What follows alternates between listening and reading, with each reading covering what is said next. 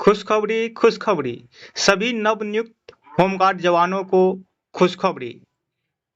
स्वागत है हमारे यूट्यूब चैनल पे आप सभी को। दोस्तों, आज बात करने वाले हैं हम लोग बिहार होमगार्ड के सैलरी के बारे में। ठीक है, साथ ही आपका जो फैसिलिटी मिलने वाला है उसके बारे में। और बता दूं आप सभी को, जितना भी नवनियुक्त होमगार्ड ज्वाइन किए हैं उनका सैलरी 3 सितंबर 2025 से ही आपका पर डे हिसाब से 11,021 रुपया मिलने वाला है। तो ये बहुत बड़ी खुशखबरी है क्योंकि ये लागू हो चुका है आपका रोस्टर में। ठीक है ना। और साथ ही साथ आपका रोस्टर भी दिखाएंगे कि आपका ईपीएफ कितना कटेगा, आपका डिडक्शन सैलरी में से कितना होगा, सभी के बारे में चर्चा करने वाले हैं। तो अगर आप हमारे चैनल पे नए हैं तो चैनल को जरूर सब्सक्राइब कर लीजिए, जिससे हमारे जो भी होमगार्ड संबंधित वीडियो बनाओ या बिहार पुलिस हो उससे संबंधित वीडियो आप तक पहुंच सके। चलिए वीडियो को शुरू करते हैं।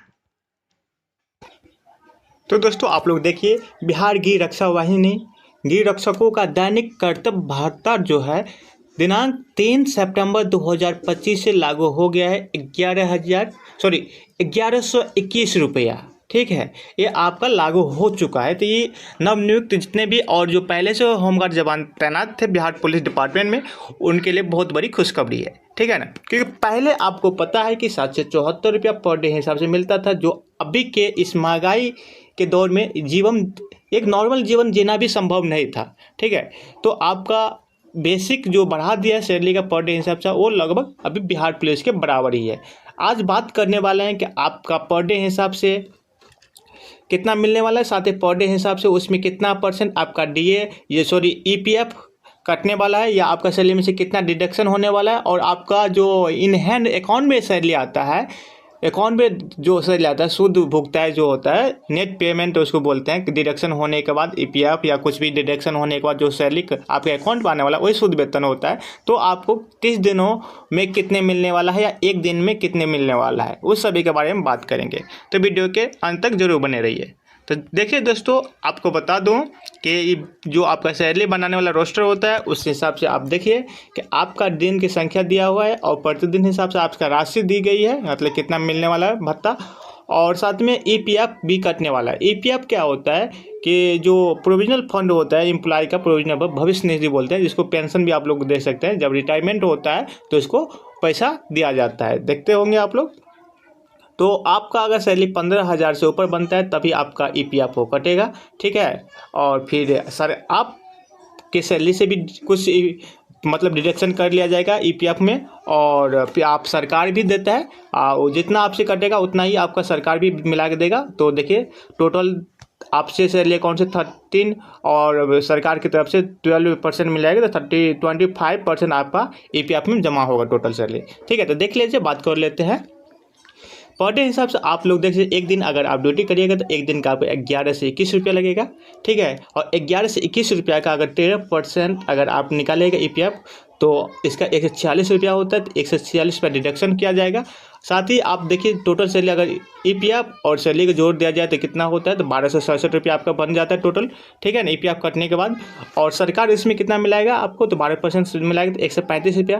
टोटल ईपीएफ कितना हो जाता है, 25%, मतलब 281 रुपया एक दिन का हो गया। ठीक है, और ये डिडक्शन है। ठीक है, डिडक्शन होने के बाद इतना ईपीएफ में आपका डिडक्शन कितना होगा, तो कितना हो जाएगा, 281। आपका सैलरी टोटल कितना बन गया, आपका पीएफ और ये बनने के बाद 1267 रुपया बन गया। और देखिए, इसमें आपका जो ईपीएफ कटता है 281 रुपया, साथ में 15 रुपया जो होता है जिला कोष का अंश के लिए, मुख्यालय कल्याण कोष के लिए 35 रुपया, और शिक्षा अंश के लिए 10 रुपया ये डिडक्शन होता है। ये सभी कटने के बाद आपका जो नेट पे बनता है पर डे हिसाब से 926 रुपया बनता है। आप लोग देख सकते हैं, ये एक दिन का है। तो एक दिन हिसाब से आप लोग देख सकते हैं, ये सभी आप देख सकते हैं कि 1 2 3 4 ऐसी पर डे हिसाब से आप लोग देख सकते हैं। तो अंत में अगर आप 30 दिन ड्यूटी करते हैं तो महीना 30 से 31 दिन का होता है, तो उसमें आपको कितना सैलरी मिलेगा। तो हम मैक्सिमम 30 दिन का महीना लेके चलते हैं। तो 30 दिन के बारे में बात करते हैं। देखिए, तो 30 दिन अगर आप ड्यूटी करते हैं, अगर 30 दिन आप ड्यूटी करते हैं ना, तो देखिए,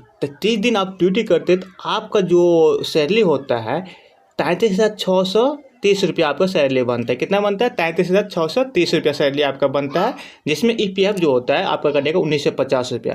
तो टोटल आपका सैलरी बन जाता है कितना, 35,580 रुपया आपका ये टोटल सैलरी बनता है। जिसमें आप देखिए, आप देख सकते हैं कि इसमें डिडक्शन होगा, ठीक है ना, डिडक्शन होगा। देखिए आपसे कटेगा 1950 रुपया और साथ ही सरकार आपका ईपीएफ में भी 1800 रुपया जमा करेगा। तो टोटल आपको जिसको एनपीएस या अभी एनपीएस वही है, तो एनपीएस यूपीएस सिस्टम आ गया है, तो अभी 37 से 50 टोटल आपका कट जमा होगा ईपीएफ में और साथ में डिडक्शन हो जाएगा। और डिडक्शन होने का टोटल नेट पे में 35,580 में से इतना 3750 15 3510 डिडक्शन होने के बाद, मतलब कटने के बाद आपका इन हैंड जो आपका अकाउंट में पैसा आएगा, सैलरी आपका आएगा 31,770 रुपया। तो ये आपका जिला में रहकर इतना पैसा कमाना बहुत बड़ी बात है। आप अपने घर में रहिएगा और आप अपने परिवार के साथ रहिएगा हमेशा, ठीक है ना। तो ये बहुत बड़ी बात है, अपने घर में आपका रोजगार मिला है। खुशखबरी बहुत बड़ी है कि सभी ऐसे समझे कि बिहार पुलिस से अच्छा ही होमगार्ड है। भले उसमें जो मंथली है फिक्स है, इसमें मंथली जो है फिक्स नहीं है क्योंकि आपका डे बेसिस पे है। लेकिन अभी हम बहुत सारे होमगार्ड भाइयों से बात किया, जैसे कि गया, भागलपुर, नालंदा, ये सब गए थे, उधर मिले बहुत सारे भाइयों, उस सभी से बात किया ना। जो पहले ज्वाइन है, नवनियुक्त नहीं, जो पहले ज्वाइन है, देखिए आपको होमगार्ड में है ना, आपको 112 में भी ड्यूटी के लिए कर सकता है, ट्रैफिक के लिए हर डिपार्टमेंट आपको डिप्यूट कर सकता है। ये मत भूलिए कि आप पुलिस ना, आप वो एकदम आपके कंधा टू कंधा मिलाकर बिहार पुलिस के साथ काम करिएगा, ठीक है ना। इसलिए आपका सैलरी भी उसी के बराबर कर दिया है, ठीक है ना। तो ये हो गया आपका सैलरी। आप देख सकते हैं कि 30 दिनों की सैलरी 33,630 रुपया। तो इसमें आपका ईपीएफ जो कटता है 1950 रुपया बनता है, वो जोड़ने के बाद टोटल जो सैलरी होता है 35,580 रुपया। इसमें टोटल डिडक्शन होगा 37 से 50 रुपया और 15 35 10, ये सभी कटने के बाद आपका नेट इन हैंड जो सैलरी अकाउंट में आएगा 31,770 रुपया। ये आपका सैलरी बनने वाला 30 दिनों का। 31 दिनों का 32,891 रुपया के लगभग बनने वाला है। तो आप 31 या 32 वही समझिए, तो 30,000 प्लस आपका सैलरी अकाउंट में आने वाला है कटने के बाद, ईपीएफ कटने के बाद, ठीक है ना। तो ये खुशखबरी है, ठीक है ना। आप लोग देख सकते हैं। अगर पीडीएफ चाहिए तो हमारे टेलीग्राम ग्रुप जो है लिंक डिस्क्रिप्शन में डाल देंगे, वहाँ से ज्वाइन कर लीजिएगा। सभी भाई वीडियो देखते हैं, चैनल को सब्सक्राइब नहीं करते हैं, प्लीज़ आप लोग सपोर्ट कीजिए, चैनल सब्सक्राइब कर लीजिए। Thank you.